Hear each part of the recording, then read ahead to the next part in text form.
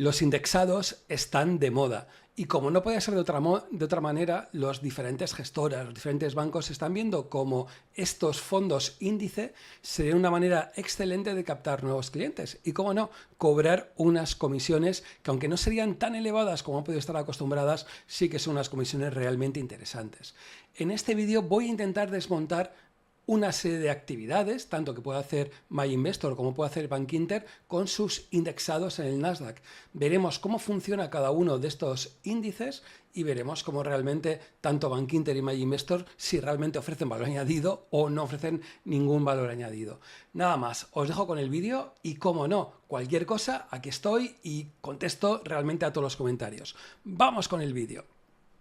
Bueno, realmente lo que viene todo relacionado, y por qué hago este vídeo, sobre todo porque a través, digamos, de Twitch, en el que suelo colaborar con Jordi Yatzer lunes, martes, tenemos un Discord y ahí hay pues bastante gente que hace una serie de preguntas. Entonces te animo, o bien en YouTube o bien en Discord o por email, ¿por qué no?, a que me mandes preguntas, respuestas, intentaré responderlas, digamos, en el canal, ¿no? Pues bueno, esta pregunta es de una persona que se llama El Kerko y que es realmente clara, ¿no? Decía: hola, yo quería invertir en el Nasdaq, pero los productos que hay en MyInvestor no son exactamente Nasdaq. Replican al índice, etcétera, pero no me parece muy fiel. ¿Qué alternativas ves en MyInvestor?, ¿no? Yo creo que es una pregunta interesante y, sobre todo, me parece interesante porque el Kerko está un poco mosqueado, ¿no? Es decir, aquí hay algo un poquito extraño. Bueno, pues vamos a intentar desmontar todo y explicarlo, ¿no? Digamos que para indexarnos, que eso es lo que digamos está buscando el Kerko y lo que buscamos muchas personas, siempre tenemos como dos opciones. Una, entrar mediante ETFs y otra, entrar mediante fondos de inversión indexados.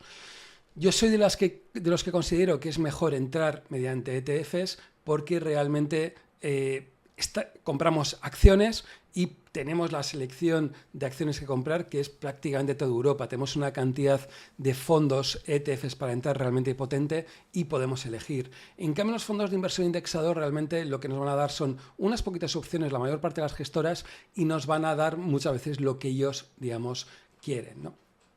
El problema que tenemos con los indexados o la gente que queramos comprar indexados es que queda, como he dicho, fenomenal desde el punto de vista de marketing, pero la realidad es que no tenemos nadie que nos diga esto realmente es un indexado. ¿Por qué? Porque no está tan claro esta definición.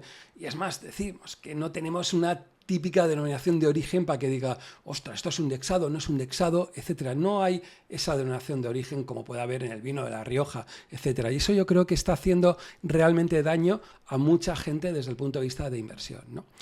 Como antes os decía, prefiero invertir en ETFs, porque realmente la probabilidad que nos den gato por liebre yo creo que es muy, muy pequeña, ¿no?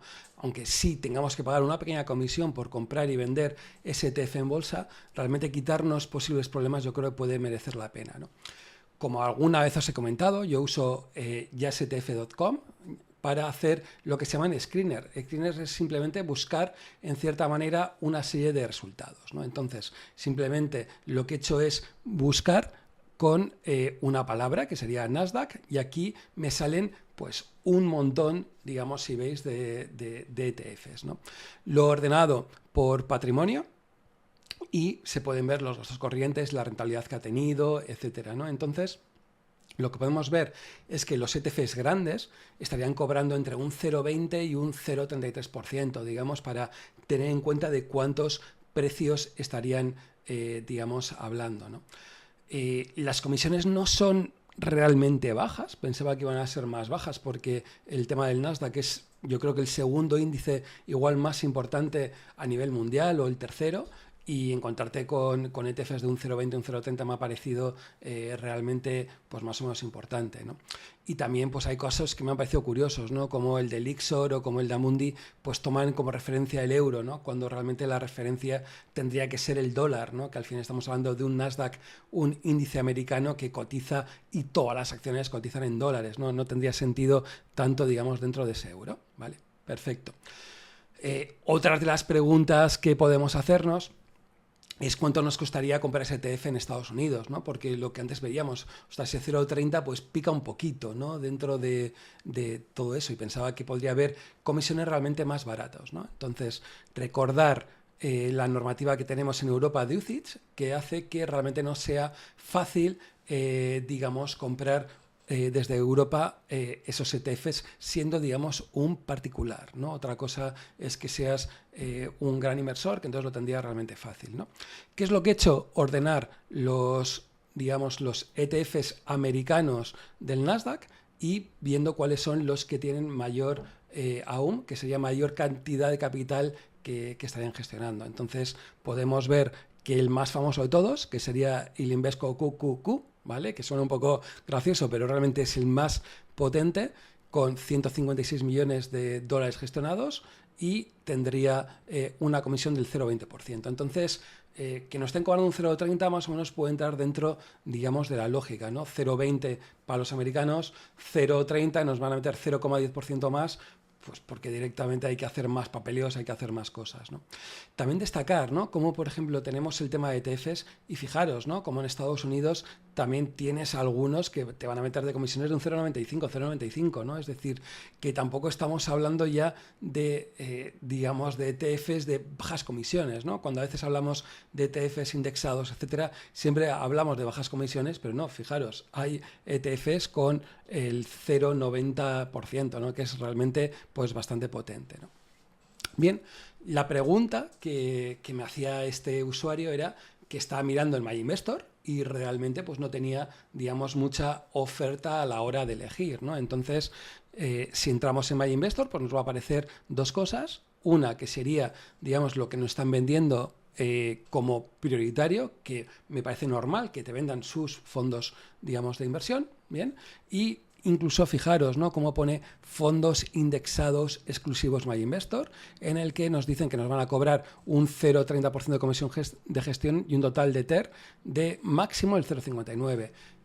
Ese máximo es lo que tendríamos que contar, ¿no? Entonces, fijaros, nos da el MyInvestor Nasdaq 100 y si entramos a hacer búsquedas desde el punto de vista de la página de MyInvestor, pues nos daría que realmente nos venden dos, el suyo, correcto, y el de Bankinter de Estados Unidos, ¿no? Dentro de todo eso. Como datos que tener en cuenta es la comisión, ese 0,36% que nos estaría cobrando, 0,30% que nos decían más un 0,06% de depositaría, comparado con el 1,26%, digamos, que nos estarían dando que nos estaría cobrando de comisión en el caso de Bankinter, ¿no?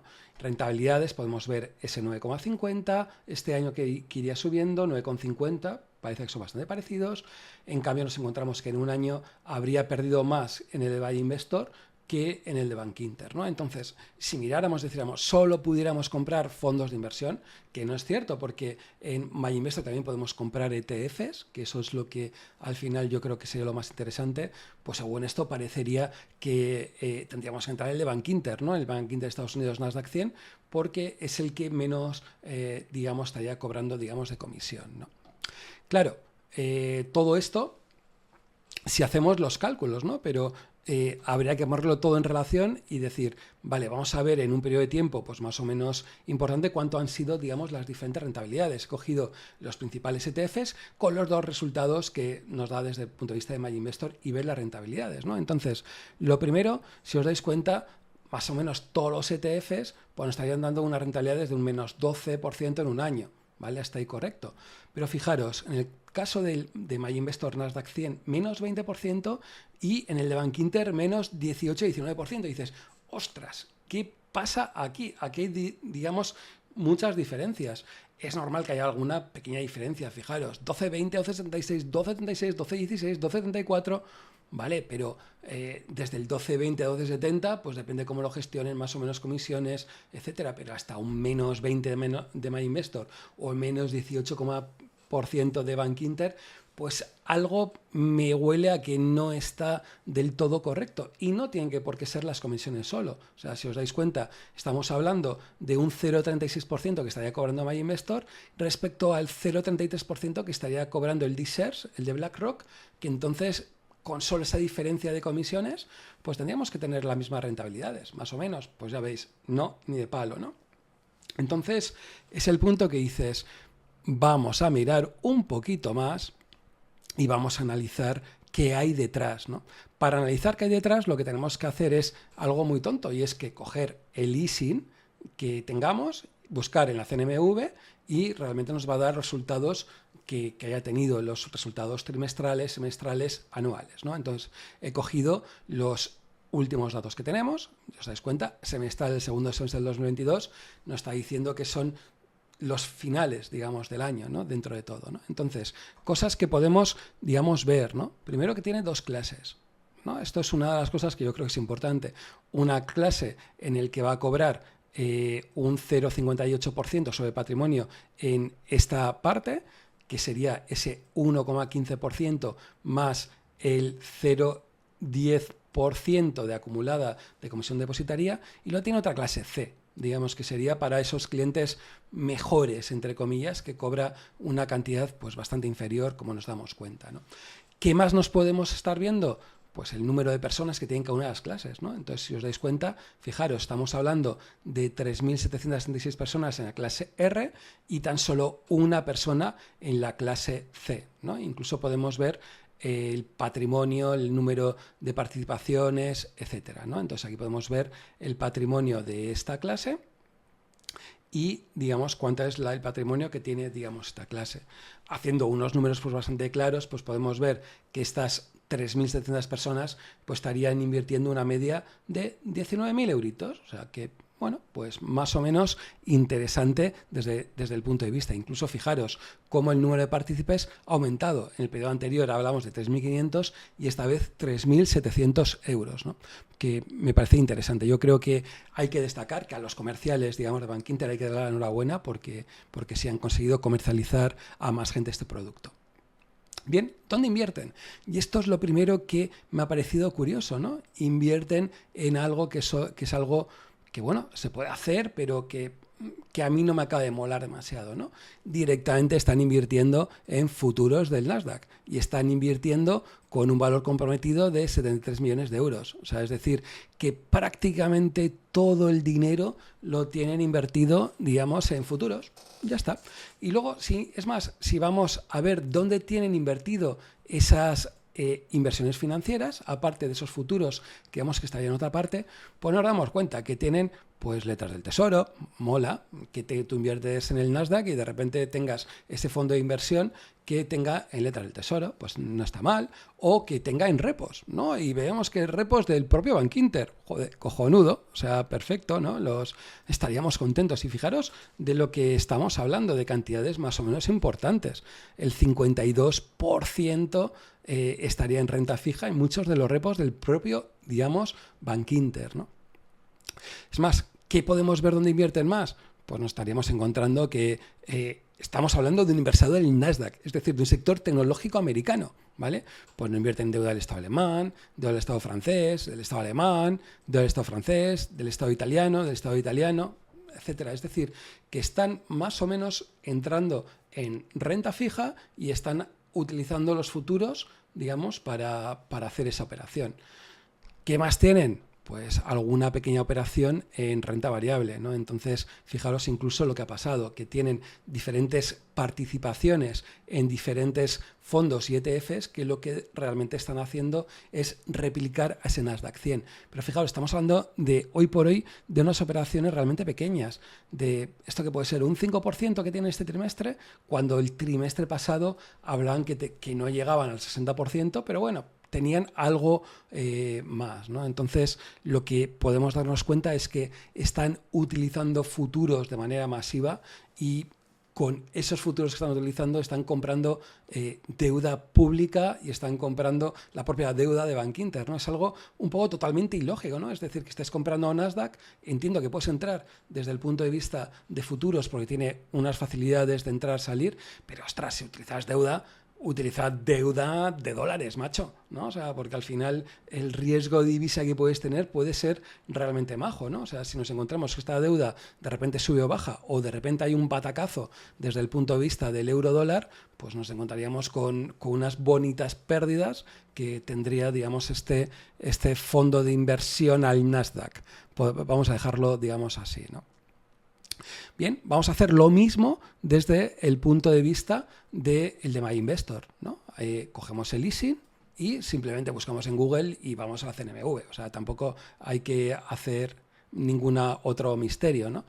Y realmente, pues, ¿qué es lo que podemos ver? El número de partícipes, 3.310, que está, digamos, bastante bien, y vamos a hacer el cálculo de dividir el total del patrimonio que tiene, que serían estos 7 millones, dividido entre el 3.300 participantes. Entonces nos da que cada partícipe tiene 2.199 euros, es decir, que tampoco tiene mucho, ¿no? Vemos la comisión que están cobrando, entonces podemos ver cómo realmente han cobrado un 0,30% de comisión, digamos, de gestión y un 0,08% de comisión de depositaria. Bien, entonces dentro de eso dices, bueno, pues no está mal, ¿no? Pero ¿por qué no dan las rentabilidades que ha podido dar STF de manera directa? Entonces, ¿qué es lo que entramos y podemos verlo, ¿no? Entramos a verlo y nos van a decir que también están utilizando algo de futuros. Fijaros, estamos hablando que estaría comprometido de alrededor de los 7 millones de euros que tenían, pues 1,5 millones de euros en obligaciones, ¿no? En futuros en Nasdaq. Es más, fijaros cómo utilizan el micro y cómo utilizan el mini, que es, pues yo creo, bastante razonable, digamos, utilizarlo. Luego, ¿qué más cosas podemos ver? Que utilizan en cierta manera algo, digamos, de renta fija, ¿no? Fijaros cómo actualmente tienen relativamente poco, tienen 71.000 dólares en Treasury Bills, y en cambio en los trimestres anteriores pues sí que tenían cantidades pues más o menos potentes, ¿no? Aquí, que no me parezca tan mal respecto a la machacada que han hecho los de Bank Inter, es que por lo menos dicen, ostras, invierto en el Nasdaq, invierto en dólar, por lo menos tengo renta fija en dólares, que bueno, que no está tan mal, ¿no? Y luego la parte, digamos, gorda, ¿no? Y es que realmente lo que invierten es en ETFs, sobre todo, o en fondos de inversión indexados del Nasdaq, ¿no? Podéis ver cada uno, digamos, de los ISINs, que los ISINs son los números que aparecen al principio, US 46 tal, LEU tal, US corresponde a Estados Unidos, LEU de Luxemburgo, IE de Irlanda, por ejemplo, y fijaros, ¿no?, cómo están invirtiendo en el Invesco Nasdaq 100, el de BlackRock, otro de Invesco, tienen diferentes clases, digamos, a la hora de acceder, y lo que nos estamos dando cuenta que invierten el 83%, digamos, en ETFs, ¿no? O sea, que es una cantidad, pues, más o menos potente, pero bueno, ¿no? O sea, si os dais cuenta, lo que están haciendo es, con tu dinero, te están cobrando una pequeña comisión de ese 0,30 y algo por ciento, y luego lo que están comprando 6 o 7 indexados, que la rentabilidad que van a dar esos indexados es prácticamente la misma que haber invertido directamente en ese indexado. Es decir, que realmente no aportan ese valor añadido o esa rentabilidad adicional que podrían ver, ¿no? Entonces, como conclusiones, digamos, personales a la hora de verlo, ¿no? Sobre todo, mucho cuidado con los nombres, ¿no?, que pueden llevarnos a engaño. Parece que estamos entrando en un fondo que replica el Nasdaq 100, como lo pone en el nombre, pero fijaros detrás lo que están haciendo. O sea, en el caso de Bank Inter es, bueno, no eres juego de guardia porque se permite en la legislación actual, pero bueno, yo creo que alguno tendría que ir a otro sitio, ¿no? O sea, porque es que gestionar un fondo de inversión así no tiene ningún sentido, ¿no? Que es a mí lo que me gusta, ¿no? Sobre todo que sean replicación física perfecta, ¿no? ¿Y esto qué es? Que si es el Nasdaq 100, que realmente tenga el Nasdaq 100, no tenga derivados, no tenga fondos de renta fija, tal, etcétera. Entonces, pues bueno, tienes que buscarlo, ¿no? Normalmente hay ETFs, incluso te digo que lo que pueden hacer, replicación física perfecta, pueden hacer un muestreo, es decir, que hacen una mezcla, hacen una pequeña muestra de los diferentes y no lo hacen, o lo hacen desde el punto de vista de swaps, que muchas veces estamos hablando de temas de derivados, ¿no? Los swaps serían sobre todo derivados. Entonces, cuando busques, intenta que esa replicación sea física y perfecta. Es algo que los ETFs lo hacen y en cambio en muchos fondos de inversión muchas veces no lo he visto, o de repente te encuentras que tienen parte del dinero en liquidez porque les obliga, etcétera. Entonces es algo que no mola, ¿no? Yo prefiero los ETFs que no repartan dividendos, es decir, que sean de acumulación, es decir, que sinceramente los dividendos que van dando cada una de las acciones, pues que se vaya reinvirtiendo, o sea, y que tenga ese proceso acumulativo, ¿no? Prefiero que no sean de cobertura o hedge, ¿vale? En el sentido de que, ¿por qué voy a, digamos, a pagar una cobertura si considero que puedo tener ese activo durante los próximos años. Y si yo quiero hacer la cobertura, ya la hago yo personalmente. No lo hagas tú, que vete a saber cómo lo haces y cómo tienen, ¿no?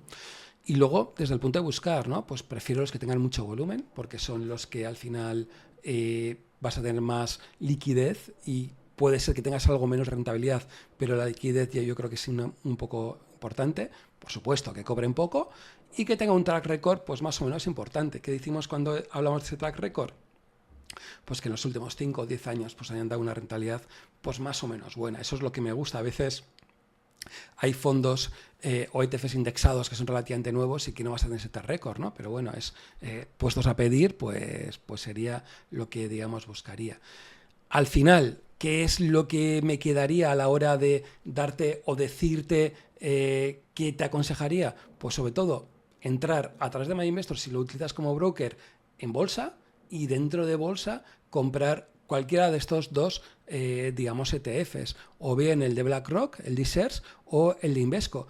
Te recuerdo que el EQQQ, eso de huele a European QQQ, sería, digamos, la gestora más especialista en el tema de Nasdaq, ¿no? No tiene tanta patrimonio como tiene iShares, pero bueno, las rentabilidades incluso son un poquito mejor que las de iShares, aunque sí, le falta todavía, como podemos ver, un poquito de track record, ¿no? O sea, realmente tenemos track record de los últimos 3 años y nos faltarían de los últimos, digamos, 5 años, ¿no?